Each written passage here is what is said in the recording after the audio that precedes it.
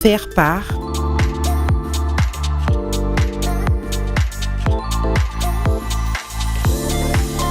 Biocar. Biocar, votre confort, notre priorité.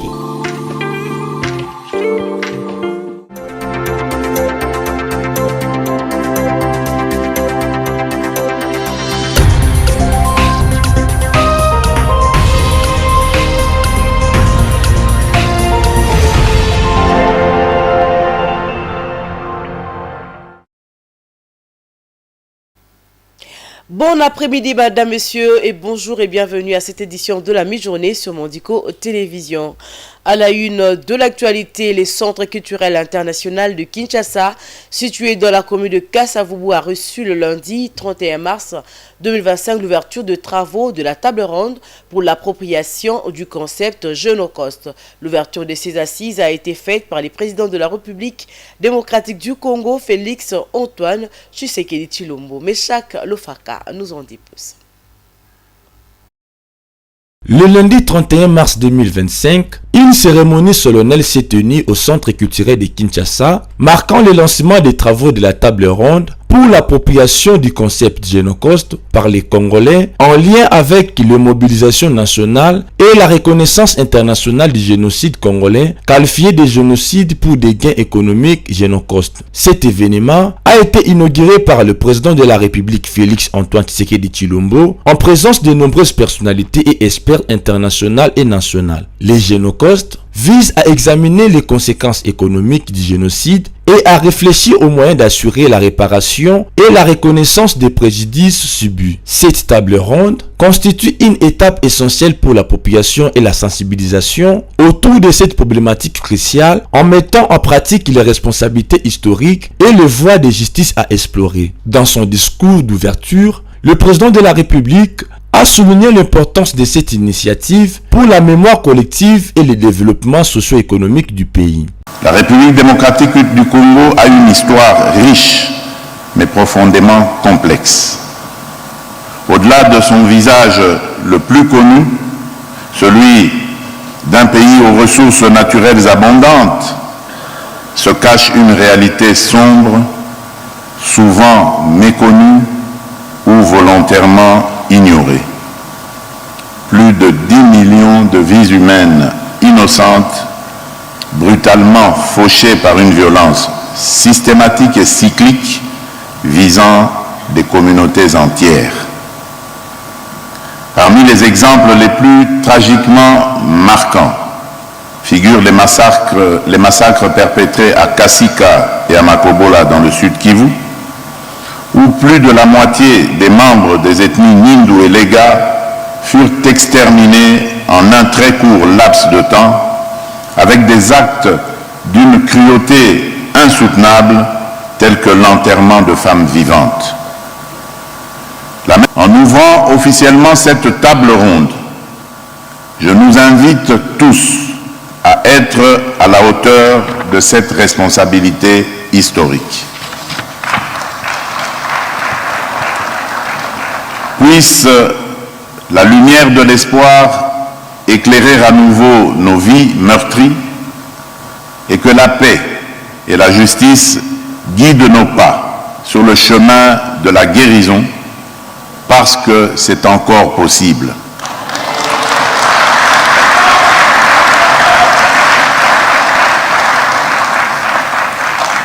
Ne pas oublier, ne jamais répéter et commencer à guérir. Plus jamais seul, que Dieu bénisse la République démocratique du Congo et son peuple. Je vous remercie. Il a également appelé à une mobilisation accrue des parties prenantes afin de garantir des conclusions constructives et applicables. Les travaux de cette table ronde réunissent des experts en économie, en droit international et en histoire, ainsi que des représentants de la société civile. Les discours porteront notamment sur les mécanismes de réparation, les stratégies de plaidoyer international et les mesures à prendre pour éviter des répétitions de telles tragédies. Cette initiative marque une avancée significative dans la reconnaissance et réparation des torts causés par des génocides à des fins économiques. Les conclusions de ces travaux pourraient ouvrir la voie à des actions concrètes en faveur des victimes et de leurs descendants tout en renforçant les fondements de la justice et de la vérité historique. Dans le chapitre de consultation politique, les organisations de la société civile ont répondu présentes le lundi 31 mars 2025 aux consultations politiques pilotées par le conseil spécial du chef de l'État en matière de sécurité. Les nonces apostoliques en RDC a échangé avec Désiré Cachemire et Bérande Kolongele sur la nécessité d'unir les forces de Congolais pour mettre fin à la guerre d'agression rwandaise que subit la RDC. Outre cette personnalité religieuse, quelques chefs de regroupement politique de l'Union sacrée de la nation ont également échangé avec le conseil spécial du chef de l'État. Images et commentaires. Les représentants des églises catholiques et protestantes étaient attendus aux consultations politiques et d'aucuns se demandaient s'ils allaient ou pas répondre à l'invitation du conseil spécial du chef de l'État en matière de sécurité. La conférence épiscopale nationale du Congo, SANCO, et l'église du Christ au Congo portent l'initiative du pacte national pour la paix et le vivre ensemble en RDC. En dépit de cela, Monseigneur Michal Escovar, nonce apostolique en RDC, a échangé avec Désiré Cachemire et Bérande Kolongele, conseiller spécial du chef de l'État en matière de sécurité. Je crois que c'est extrêmement important de se vraiment mettre aux tables, de trouver des solutions dialoguées. Parce que, comme nous savons, les solutions violentes ne portent pas à une paix durable. Et ça, c'est bien sûr aussi mon encouragement personnel, comme aussi du Saint-Père, de se mettre vraiment à un dialogue sincère, ouvert, qui est aussi prêt au compromis nécessaire, parce qu'on peut finalement rejoindre la paix pour la population martyriée de l'Est du RDC. Face à la guerre d'agression que subit la RDC dans sa partie orientale, les Congolais doivent se mettre ensemble pour éviter la balkanisation de la RDC. Le gouverneur du Haut-Katanga et cadre de l'Union sacrée de la nation a invité les Congolais et Congolaises à l'unité à l'issue de son entretien avec les conseillers spéciaux du chef de l'État. Le Congo est en danger. Le danger, c'est que c'est le risque de la balkanisation. Si nous ne faisons pas attention, notre pays risque d'être démorcelé en partie. Et ça, nous ne pouvons pas accepter. La guerre que subit la RDC dans sa partie orientale fait de nombreuses victimes. Certaines personnes restent avec handicap sur leur corps. Forte de cette réalité, la ministre déléguée chargée des personnes vivant avec handicap a lancé un appel à la cessation des hostilités dans l'est de la RDC. La République démocratique du Congo traverse un moment difficile avec la guerre d'agression nous imposée par le Rwanda et ses supplétifs. Et avec ça, il y a augmentation de personnes avec handicap parce que cette guerre d'agression nous imposée, c'est une guerre qui est devenue pratiquement une machine à fabrication de personnes avec handicap et nous voulons que cette guerre cesse. Voilà pourquoi nous sommes venus, nous nous sommes impliqués pour donner aussi de notre opinion parce qu'il faudra que le monde sache que les personnes avec handicap en République démocratique du Congo demande la paix. Fifi Masuka, gouverneur du Lualaba, est à la tête d'une plateforme politique membre de l'Union sacrée de la nation et qui porte son nom. Elle compte 27 députés nationaux et 30 députés provinciaux à travers le pays. Elle a été reçue avec quelques membres de sa plateforme par les conseillers spéciaux du chef de l'État. Nous pensons que pour tous ceux qui sont de la République démocratique du Congo, aujourd'hui, vu la situation qui est très spéciale et qui a eu beaucoup de morts à l'est de notre République, si nous sommes de Congolais, ce n'est pas la première fois. Nous devons avoir un cœur d'amour pour notre pays, un cœur de celui qui peut réunir. Donc, chacun de nous peut réunir, chacun de nous peut appeler et nous pensons qu'il ne devait pas hésiter. Ils doivent venir pour que nous puissions ensemble discuter en ce qui concerne la sécurité de notre pays. La deuxième semaine de consultation s'annonce également chargée. Reste à voir si les opposants et d'autres membres de la société civile iront se faire consulter par les conseillers spéciaux du chef de l'État en matière de sécurité.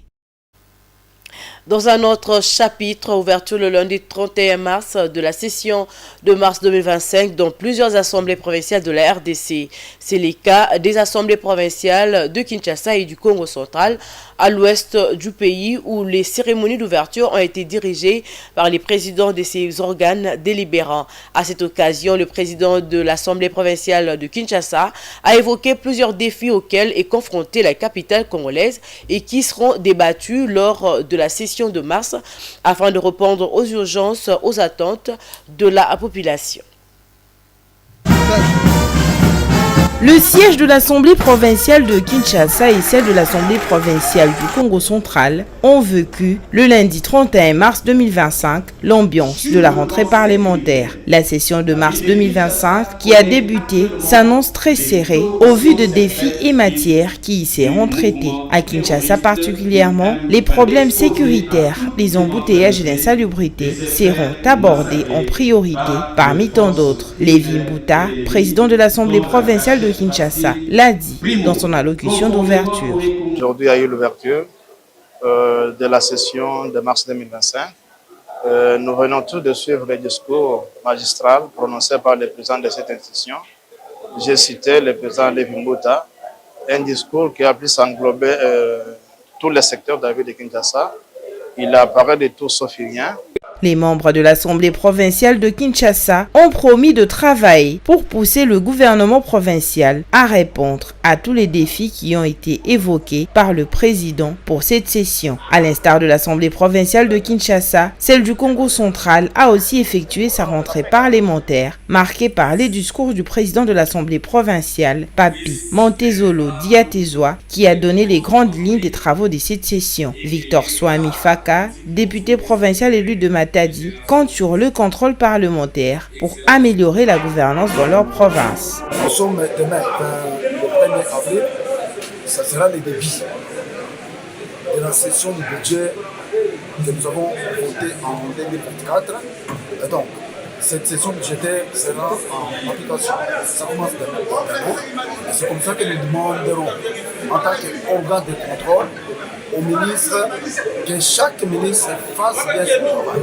Parce que maintenant, il y aura des commissions parlementaires qui vont descendre sur le terrain pour palper la réalité sur l'utilisation des frais de l'État, ou sinon du contribuable et pour que la province puisse aller. Cette rentrée parlementaire marque le début d'une session cruciale pour les assemblées provinciales de Kinshasa et du Congo central, où les élus sont appelés à répondre aux défis majeurs qui touchent leur population, avec pour objectif de proposer des solutions durables et efficaces. Toujours à Kinshasa, le chef d'unité de la police nationale congolaise ont été appelés le lundi 31 mars 2025 à Kinshasa, capitale de la RDC, au respect de leur mission régalienne. C'était lors d'une causerie morale présidée par les commissaires divisionnaires adjoints Blaise Kilimbalimba. Le chef de la police nationale congolaise à Kinshasa a exprimé son regret face à l'immoralité et la médiocrité chez certains policiers. C'est ainsi qu'il a invité ses collaborateurs à lutter contre ces anti-valeurs. Suivez. Le commissaire provincial de la police nationale congolaise, ville de Kinshasa, a invité les policiers à la discipline et au respect de leur mission régalienne. Blaise Kilimbalimba a aussi rappelé à ses troupes des instructions sur les dispositifs sécuritaires mis en place pour que les Kinoises et Kinois vivent dans la paix et la quiétude. Au cours de cette rencontre, il a aussi déploré les brutalités, les violences policières de tout genre lors des différentes interventions. La protection de la population et de ses biens faisant partie des missions régaliennes de la police, les policiers se doivent d'accompagner la population pour que tout se passe bien et pour que la sécurité publique soit effective dans la capitale. C'est ça l'attitude que vous devez avoir chaque fois et toutes les fois que vous apprenez que par erreur, non, c'est pas l'erreur, ça c'est la médiocrité. Continuer à intensifier la causerie morale avec nos hommes. On dit que nous sommes là pour sécuriser et non pour insécuriser. Toutes les fois que l'insécurité viendra de nous, nous devons être mal à l'aise et nous devons corriger. Et on doit avoir des commandants qui s'y donnent, qui corrigent. À noter que les sujets des embouteillages, marchés pirates, occupation de la voirie urbaine par des véhicules abandonnés ou en mauvais état ont aussi été évoqués afin d'y apporter des solutions idoines. Et en dehors de nos frontières, pour terminer, Marine Le Pen, une figure emblématique du Rassemblement national en France, a été condamnée par les tribunaux français le lundi 31 mars 2025 pour détournement de fonds. Cette décision s'accompagne d'une interdiction de briguer une fonction publique pendant 5 ans, portant plutôt un coup sévère à ses ambitions présidentielles pour 2027. Suivez. Le tribunal français a rendu un verdict lourd le lundi 31 mars 2025 en condamnant Marie Le Pen, figure emblématique du Rassemblement national RN, pour le détournement de fonds. Cette décision s'accompagne d'une interdiction de briguer une fonction publique pendant 5 ans, portant un coup sévère à ses ambitions présidentielles pour 2027. De son côté, Marie Le Pen a vivement critiqué la décision, la qualifiant de politique et accusant la justice de vouloir l'écarter de la prochaine élection présidentielle. Considérant cette condamnation comme une violation de l'état de droit, la présidente du RN a annoncé son intention de faire appel et a demandé que la procédure judiciaire soit finalisée avant la campagne de 2027. En l'état actuel, elle ne pourra pas être candidate tant que l'appel n'aura pas été tranché. Outre de l'interdiction des candidatures, Marie Le Pen a été condamnée à 4 ans de prison, dont 2 avec port d'un dispositif de surveillance électronique, ainsi que une amende de 100 000 €. Cette peine affecte non seulement son avenir politique personnel, mais aussi celui de son parti. La condamnation de Marie Le Pen n'est pas un cas isolé. 8 députés européens du Rassemblement national et leurs 12 assistants ont été reconnus coupables et frappés d'une interdiction de se présenter aux élections. Le parti a également été sanctionné d'une amende de 2 millions d'euros. Le Pen et 24 autres membres du RN ont été jugés coupables d'avoir utilisé des fonds destinés aux assistants du Parlement européen pour finaliser des emplois au sein du parti sur une période de près de 12 ans. Et c'est la fin de cette session de la mi-journée. Merci de nous avoir suivis. Bon après-midi chez vous.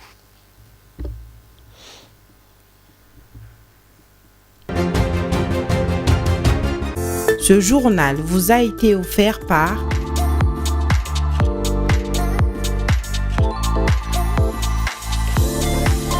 Biocar. Biocar, votre confort, notre priorité.